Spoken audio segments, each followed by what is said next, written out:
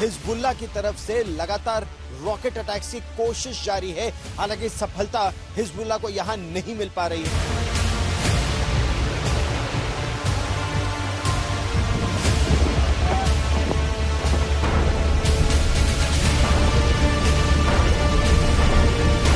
फिर दे सकते हैं ये हाइफा के ऊपर रॉकेट अटैक हुआ है हमास हिजबुल्लाह का, और हिजबुल्लाह के इस रॉकेट अटैक के बाद आयरन डोम सिस्टम पूरी तरह से कि इसको मैं आपको और पास से दिखाने की कोशिश कर रहा हूँ।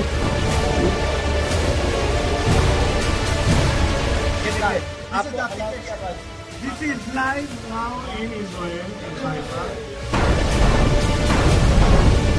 ये बहुत बड़ा, ये हिजबुल्लाह की तरफ से एक बड़ा रॉकेट अटैक हो रहा है। इस समय हाइफा में मैं सड़क पर था और सड़क से एकाएक हम लोग बंकर में आ गए हैं। ये देखो दिख रहा है क्या? ये देखो आकाश, और भाई साहब एक और अटैक हुआ है, एक और। ये देखो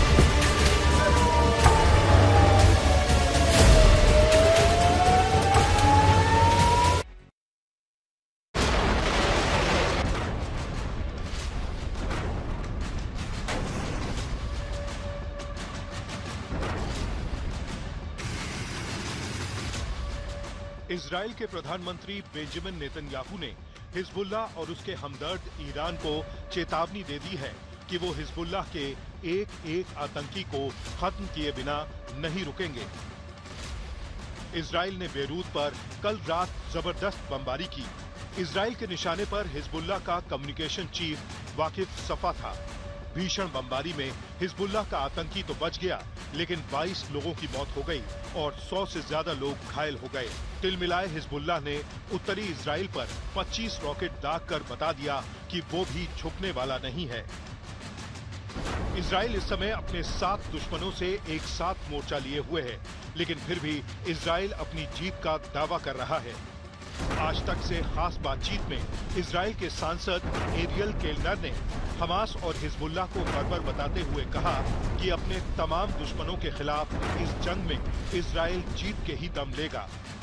More than a year, Israel has been attacked by radical Islamists from the south, from the north, from 7 directions. We're in a war. Our war is the war of the free world. It's not only ours war, but it is a war for our existence, and we are going to win this war. We will achieve the total victory. इस बीच Iran को लेकर Israel की police ने बड़ा दावा करते हुए कहा। इजरायली पुलिस के प्रवक्ता ने आज तक से बातचीत में खुलासा किया है कि ईरान इजराइल में बसे अरब नागरिकों को भड़का रहा है। ईरान के उकसावे पर अरब मूल के इजरायली नागरिक लगातार चाकूबाजी और आतंकी घटनाओं को अंजाम दे रहे हैं। इजरायली पुलिस के प्रवक्ता डीन एल्स्टून ने ईरान पर गंभीर आरोप लगाए हैं। Iran, the head of this octopus of proxy of terror, the axis of evil, they're trying to reach Israelis inside of Israel and trying to manipulate them into committing attacks, into assisting them with information to harm our security. The Israel police is also arresting those people who are involved, whether knowingly or not knowingly. We have an eye on these, and we're doing everything possible, things that the public don't even know, to defend our civilians. At 7 o'clock, earlier than 7 o'clock, even a few minutes before 7, the Israel Southern District Commander gave a call over the radio called Palash Paleshet. This is a call that all of our officers know that shut down a district. We go to man different checkpoints and we stand ready. And that's what our police officers did that day before 7 a.m. Had the Israel police not done that, the terrorists would have made their way to Tel Aviv, they would have made their way to Jerusalem, they would have swarmed the entire country. And that was the aim. That was their goal, of course, to terrorize, to murder as many as possible. जंग के बीच आज तक की जाबाज reporting जारी है। Hezbollah Israel पर लगातार हमले कर रहा है। उत्तरी इजराइल में लगातार सायरन गूंज रहे हैं।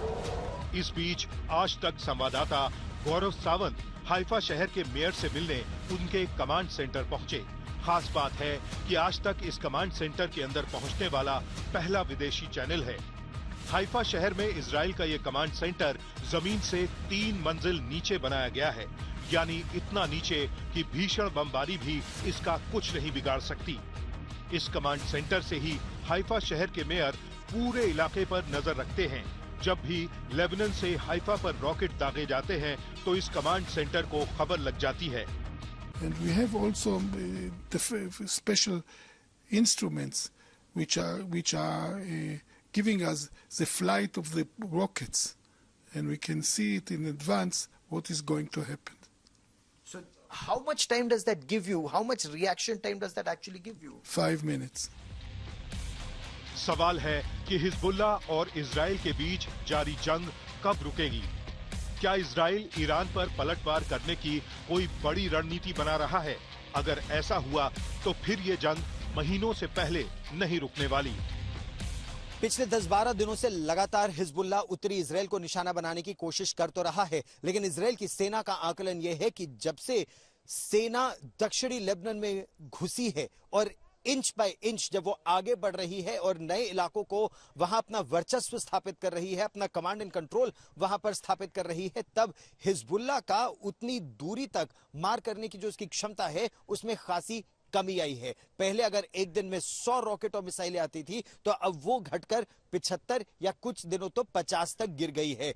कोशिश यही कि इंच बाय इंच लिटानी नदी तक इजराइल की सेना आगे बढ़े, उस पूरे क्षेत्र से हिजबुल्ला का पूरा वर्चस्व समाप्त कर दिया जाए, चाहे वो सुरंगें हो, चाहे घरों में छिपे हथियार हो, छिपाकर रखे गए हथियार हो, या फिर हिजबुल्ला के लड़ाके हो, उनको चिन्हित किया जाए। वो लिटानी नदी के अगर एक बार उत्तर में चले जाएंगे और यूएन और लेबनान की सेना और पुलिस का जब अगर यहां वर्चस्व हो जाएगा, तब उत्तरी इजराइल में लोगों की सुरक्षा अधिक होना आसान हो जाएगा। गौरव सावंत, हाइफा, उत्तरी इजराइल, आज तक।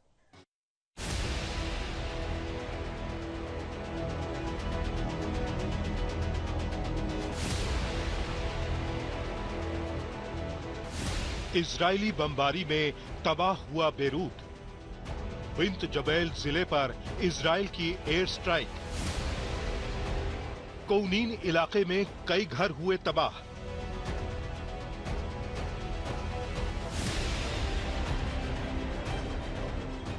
अमेरिका लगातार युद्ध विराम की अपील कर रहा है, उसके बावजूद इजराइल हिजबुल्लाह जंग और भीषण होती जा रही है, क्योंकि ना हिजबुल्लाह झुकने को तैयार है और ना ही इजराइल रुकने को। ये बेरूत के बिंत जबैल जिले में इजरायली बमबारी के बाद की तबाही है। आईडीएफ की बमबारी के बाद आसमान में छाया काले धुएं का गुबार ये बताने के लिए काफी है कि नेतन्याहू की आर्मी हिजबुल्लाह के ठिकानों को कैसे चुन चुन कर निशाना बना रही है। बिंत जबैल जिले के कौनीन शहर में इजराइल की विनाश लीला देखी जा रही है, जिसमें कई घर पलक झपकते ही खंडहर में तब्दील हो गए। दरअसल इजराइल के निशाने पर हिजबुल्लाह का कम्युनिकेशन चीफ और वांटेड आतंकी वाकिफ सफा था, लेकिन न्यूज एजेंसी रॉयटर्स के मुताबिक इमारत की जिस तीसरी मंजिल को इजरायली क्रूज मिसाइल ने निशाना बनाया था, वहां से वाकिफ सफा बच निकला। हालांकि इजरायली हमलों में 22 लोगों की मौत हो गई और 100 से ज्यादा लोग घायल हो गए। वहीं ईरान ने अपनी कुद्स आर्मी के कमांडर इस्माइल कानी को नजरबंद कर दिया है, क्योंकि ईरान को शक है कि उसकी मुखबरी से ही नसरल्लाह मारा गया। इजराइल में ज्यादातर विशेषज्ञों का आकलन यह है कि सेना की तैयारियां पूरी हैं, टारगेट्स भी ढूंढ लिए गए हैं, अब केवल राजनीतिक हरी झंडी की आवश्यकता है। और जैसे ही राजनीतिक हरी झंडी मिलेगी तो या तो ईरान के परमाणु जितने भी उसके संयंत्र हैं, या फिर उनके जो तेल के भंडार हैं, या मिलिट्री टारगेट्स खासतौर पर जहां पर लंबी दूरी तक वार करने वाली मिसाइलें बनती हैं, युद्धपोत बनते हैं, उनको निशाना बनाने की इजराइल की तैयारी पूरी है। अब देखना यह है कि अमेरिका और इजराइल मिलकर किन किन टारगेट्स को हरी झंडी देते हैं। इजराइल का मानना यह है कि परमाणु जितना भी इंफ्रास्ट्रक्चर है, न्यूक्लियर इंफ्रास्ट्रक्चर, अगर ईरान के न्यूक्लियर इंफ्रास्ट्रक्चर को नुकसान पहुंचाया जाता है तो इससे फायदा सिर्फ इजराइल को नहीं, पूरे विश्व को होगा। तेल के भंडारों को अगर निशाना बनाया जाता है तो कुछ समय तो तेल के दाम बढ़ सकते हैं, लेकिन लंबी समय की अगर बात करें तो उससे ईरान हिजबुल्लाह और हमास जैसे आतंकी संगठनों तक पैसा नहीं पहुंचा पाएगा, क्योंकि उसके पास अतिरिक्त पैसा होगा ही नहीं।